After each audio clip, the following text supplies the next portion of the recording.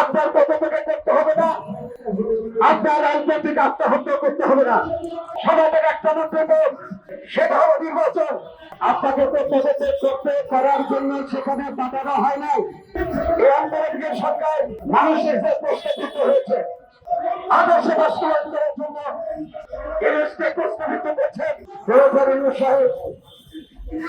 তার পরিবারের অন্যান্য অভিভাবকদের থেকে বলেছেন আমি পদত্যাগ করব।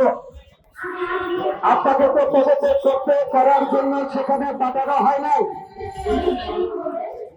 সংসারের আনন্দ লাগলে আত্মহত্যা করলে কিন্তু সমাধান হয় না।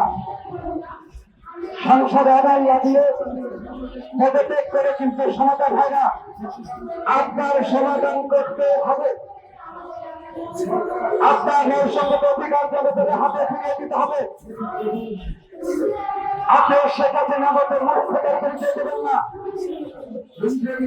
আপনি দেশের মুজিবের মতো একদলীয় চিন্তা ভাবনা মাথা থেকে সরান।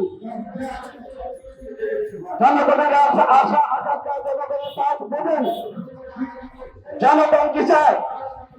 শুধু বাংলাদেশ জাতীয়তাবাদী দলকে নির্বাচন চায় না সারা বাংলাদেশের জনগণ ঐক্যবদ্ধ হয়েছে একটি নির্বাচন করার জন্য। করতে চাই আপনার পদত্যাগ করতে হবে না, আপনার রাজনৈতিক আত্মহত্যা করতে হবে না। সমাজের একটা মন্তব্য, সেটা হলো নির্বাচন।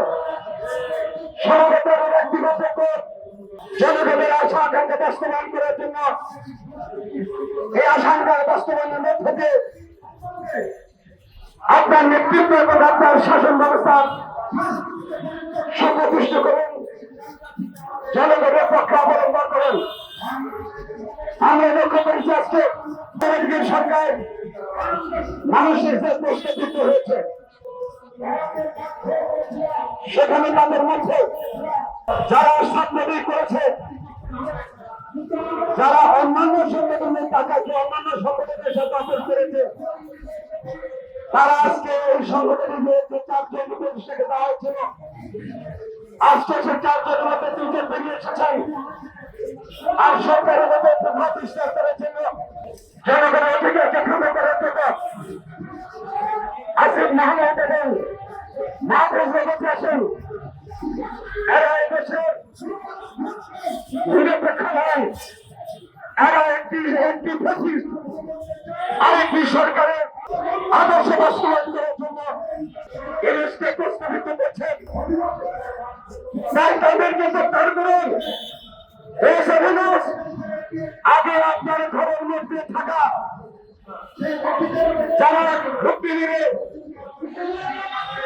আমি আদর্শিক সৈনিক হোক, তারা আবার ক্ষমতা এসেছেন। ওই ভ্রাতৃরা ওই আন্তর্জাতিক সরকারের দুর্যোগে আপনারা সরকার থেকে বিতাড়িত করেন, বন্ধ করেন। একটি নির্বাচন